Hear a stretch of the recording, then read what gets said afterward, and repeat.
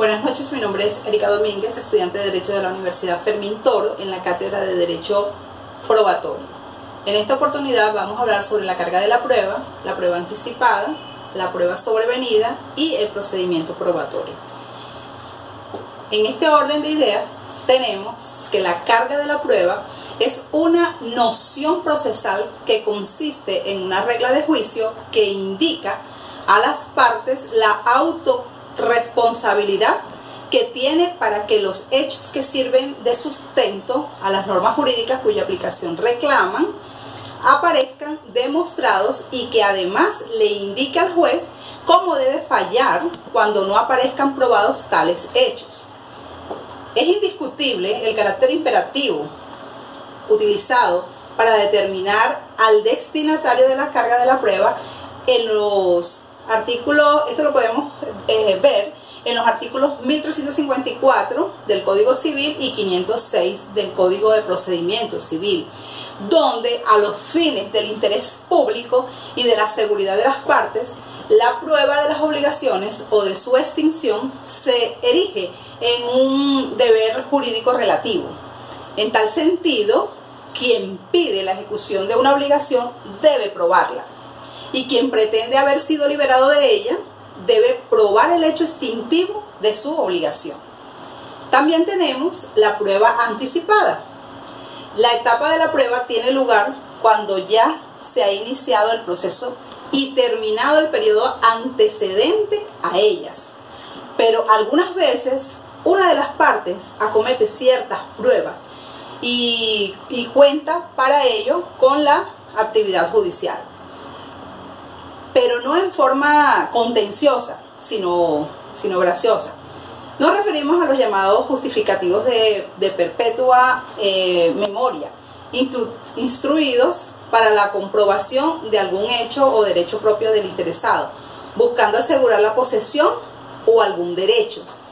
Las que tienen por finalidad dejar constancia del estado de las cosas antes de que desaparezcan las señales o marcas que pudieran interesarles.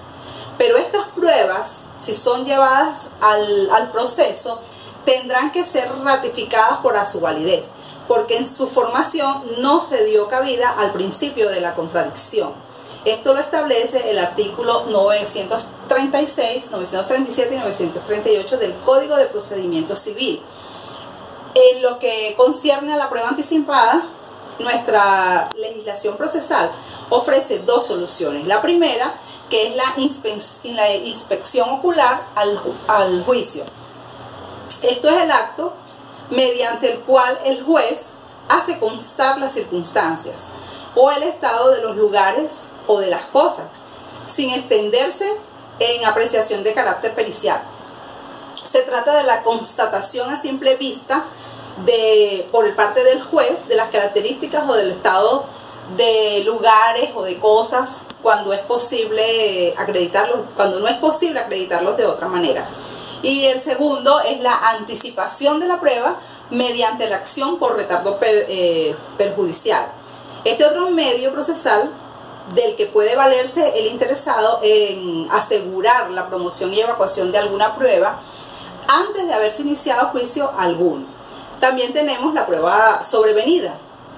En nuestro sistema probatorio está restringida la parte para aportar la prueba sobrevenida o la prueba de un hecho sobrevenido.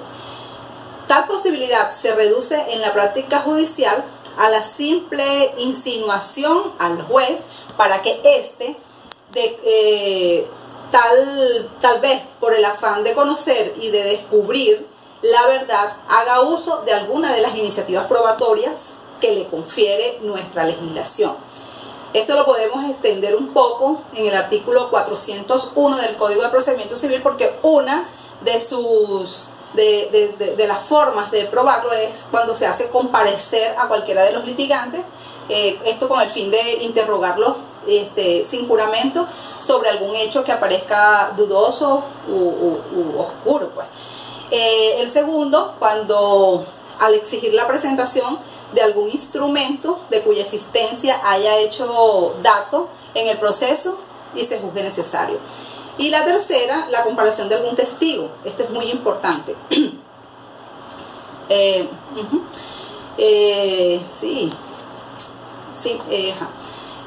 También la cuarta es que se practique alguna inspección judicial en algún lugar. Eso es muy importante. El quinto, que se practique alguna experticia sobre los puntos que determine el tribunal. Ahora, tenemos el procedimiento probatorio como tal. ¿Esto cuándo se inicia?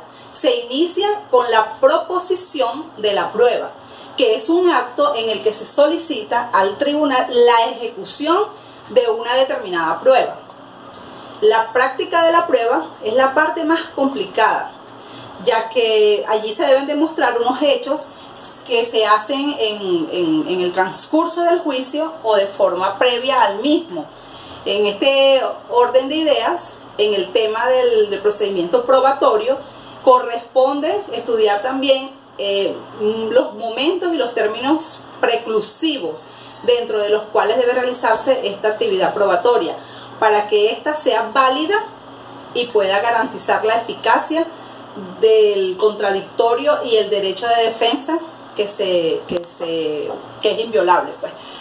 Para todos es conocido que el proceso como relación jurídica de carácter eminentemente temporal nace con la introducción de la demanda, ¿cierto? Que se propondrá por escrito en cualquier día y hora ante el secretario del tribunal o ante el juez. Esto según el artículo 339 del Código de Procedimiento Civil.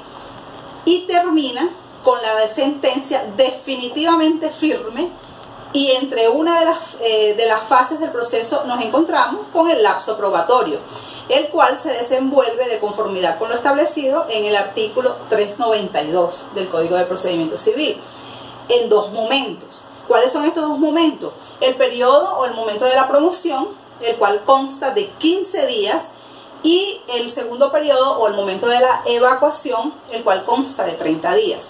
Sin embargo, como el proceso es de fundamental importancia que se dé en el principio de la contradicción de la prueba, es decir, que la parte contra quien se opone una prueba puede gozar de la oportunidad procesal para conocerla y discutirla, que se le asegure el posible control o fiscalización de las pruebas de la contraparte. La ley contempla estos dos momentos específicos que se interponen entre la promoción y la evacuación, que son los llamados lapsos de oposición, también se reciben ese nombre, o el lapso de admisión. La práctica de una prueba en el proceso exige su previa proposición y la admisión, para además de comprobar que se ajusta a la ley, prever el momento de aquella, el mecanismo racional con el desarrollo de cada una de sus etapas, obliga a la regulación de los citados pasos para evitar el desorden procedimental. Entonces tenemos la proposición, la admisión y la práctica. En la práctica de la prueba habrá de respetarse los principios de igualdad, de inmediación, de concentración y de contradicción como garantía de la proximidad del juzgador con las partes y con las pruebas, como de la participación de las partes en aquella. Esto ha sido toda mi exposición. Espero sea de su agrado. Gracias.